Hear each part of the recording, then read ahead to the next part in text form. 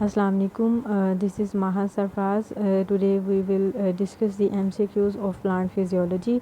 अच्छा, plant physiology का आप लोगों को पता होना चाहिए कि प्लांट फिजियोलॉजी है क्या। प्लांट फिजियोलॉजी एक ऐसी ब्रांच है जिसके अंदर हम प्लांट्स के अंदर होने वाले डिफरेंट प्रोसेसेस को डिस्कस करते हैं। उन प्रोसेसेस में फोटोसिंथेसिस आती है, उसके अलावा रिस्पायरेशन है, उसके अलावा ट्रांसपायरेशन है, ठीक है। इसके अलावा भी जितने भी प्रोसेसेस हैं प्लांट्स के अंदर होने वाले, उनको हम प्लांट फिजियोलॉजी में डिस्कस करते हैं, ठीक है। आज के लेक्चर स्टार्ट करने से पहले मैं एक छोटी सी डेफिनेशन आप लोगों को समझाना चाह रही थी कि व्हाट इज़ हार्मोन। हार्मोन्स होते क्या हैं। हार्मोन्स जो हैं ये कुछ केमिकल सब्सटेंसेस होते हैं जो लिविंग ऑर्गेनिजम्स के अंदर पाए जाते हैं, ठीक है। अब लिविंग ऑर्गेनिज्म के अंदर ये हार्मोन्स आते कहाँ से हैं। लिविंग ऑर्गेनिजम्स के अंदर डिफरेंट ग्लैंड्स होते हैं, ठीक है। वो ग्लैंड्स जो है ये वो इन केमिकल सब्सटेंसेस को यानी कि हार्मोन्स को रिलीज़ करता है या फिर सक्रिएट करते हैं, ठीक है।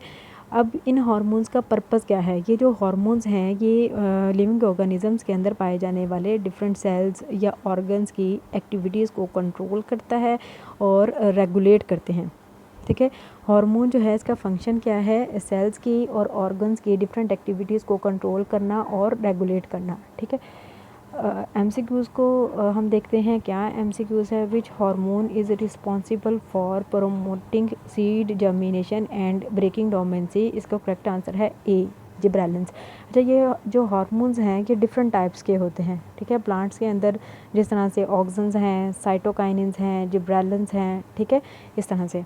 उसके बाद नेक्स्ट एमसीक्यूज़ है the process by which plants bend और grow towards light is known as. इसका करेक्ट आंसर है सी, फोटोट्रोपिज्म।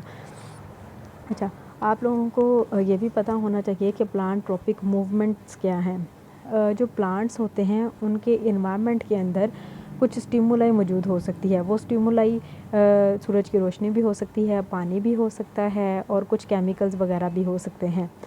तो उन स्टिमुलाई की वजह से प्लांट्स के अंदर कुछ मूवमेंट्स होती हैं। उन मूवमेंट्स को हम कह देते हैं प्लांट ट्रॉपिक मूवमेंट्स, ठीक है। प्लांट ट्रॉपिक मूवमेंट्स क्या होती हैं। प्लांट्स के इन्वायरमेंट में मौजूद डिफरेंट स्टिमुलाई की वजह से प्लांट्स के अंदर होने वाले मूवमेंट्स को प्लांट ट्रॉपिक मूवमेंट्स कहते हैं, ठीक है। ये जो प्लांट ट्रॉपिक मूवमेंट्स हैं ये पॉजिटिव भी हो सकती हैं और ये नेगेटिव भी हो सकती हैं। मतलब अगर स्टिमुलाई की डायरेक्शन में है तो पॉजिटिव, अगर अपोजिट साइड में है तो नेगेटिव, ठीक है। उसके बाद है the process of conversion of glucose into energy in the presence of oxygen is called. इसका करेक्ट आंसर है रिस्पायरेशन। अच्छा, ये जो फोटोसिंथेसिस है और रिस्पायरेशन है ये प्लांट्स के अंदर होने वाले दो इम्पॉर्टेंट प्रोसेसेस हैं, ठीक है। लेकिन ये प्रोसेसेस एक दूसरे के उल्ट होते हैं, फोटोसिंथेसिस और रिस्पायरेशन। जो फोटोसिंथेसिस है इसके नतीजे में ग्लूकोज बनती है, ठीक है। और जो रिस्पायरेशन है इसके नतीजे में ग्लूकोज की ब्रेक डाउन होती है, ठीक है। अच्छा, फोटोसिंथेसिस में क्या होता है, सूरज की और रोशनी में और क्लोरोफिल की मौजूदगी में क्या होता है कि कार्बन डाइऑक्साइड और वाटर का आपस में रिएक्शन होता है और उसके नतीजे में ग्लूकोज बनती है और साथ ऑक्सीजन तो बाहर चली गई। जो ग्लूकोज होता है ये प्लांट के अंदर स्टोर हो जाता है, ठीक है। बाद में रिस्पायरेशन के ज़रिए ग्लूकोज को ब्रेक किया जाता है और प्लांट वहाँ से एनर्जी लेता है, ठीक है। आगे है which of the following is a hormone involved in ripening of fruits. इसका करेक्ट आंसर है इथाइलिन।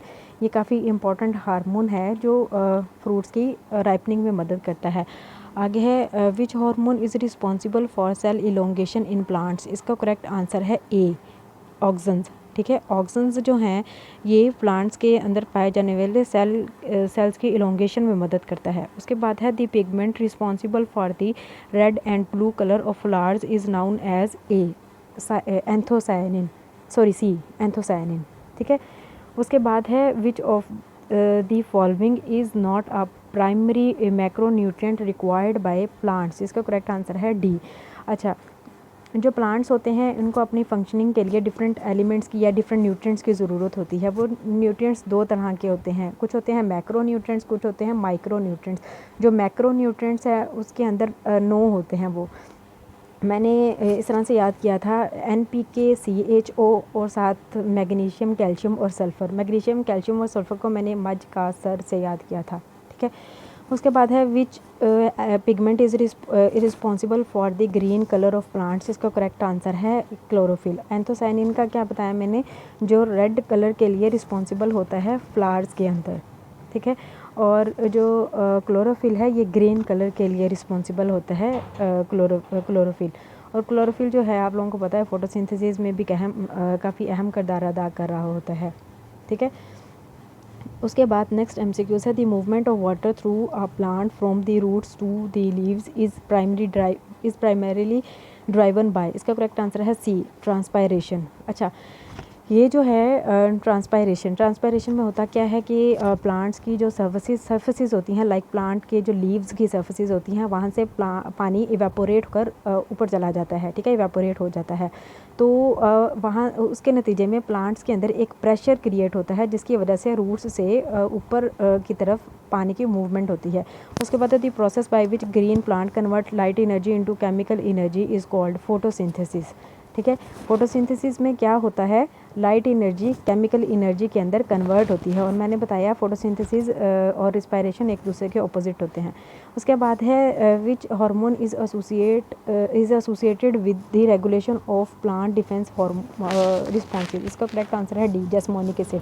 अच्छा, जो रेजिस्टेंट वराइटीज़ होती हैं, फॉर एग्जांपल प्लांट्स की जो रेजिस्टेंट वराइटीज़ है, जब उनको अंदर उनके ऊपर जब पैथोजन का अटैक होता है तो उनके अंदर कुछ डिफेंस सिस्टम्स एक्टिवेट हो जाते हैं, ठीक है।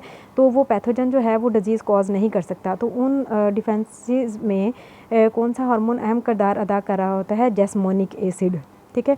उसके बाद है which hormone is involve in promoting lateral bud growth and inhibiting apical dominance, ठीक है। इसका करेक्ट आंसर है सी, साइटोकाइनिन।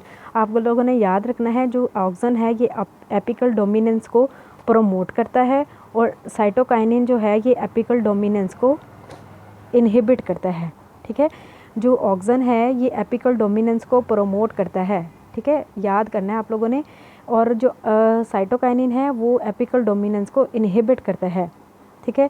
इसी तरह से जो ऑक्सन है, ऑक्सन जो है ये लेटरल बड ग्रोथ को इनहिबिट करता है, और जो साइटोकाइनिन है ये लेटरल बड ग्रोथ को प्रमोट करता है। तो क्या हम कह सकते हैं कि ऑक्सन और साइटोकाइनिन जो है एक दूसरे के ऑपोजिट काम कर रहे हैं, ठीक है। उसके बाद है which hormone is found in gaseous form, मैंने आप लोगों को बताया इथाइलिन। उसके बाद है to expose the seeds to cold temperature in order to induce germination, इसका करेक्ट आंसर है स्ट्रेटिफिकेशन। अच्छा, ये जो सीड्स होते हैं, सीड्स के अंदर जो जर्मिनेशन को इंड्यूस करने के लिए डिफरेंट मेथड्स अडॉप्ट किए जाते हैं या डिफरेंट मेथड्स यूज़ किए जाते हैं।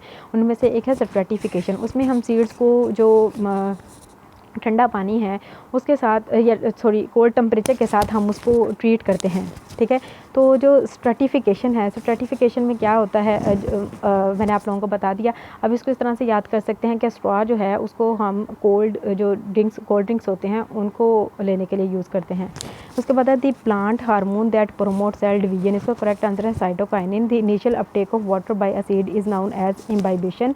उसके बाद है photosynthates move in plants as glucose, ठीक है। The enzyme responsible for initial carbon dioxide fixation in C3 plants, इसका करेक्ट आंसर है सी, रुबिस्को।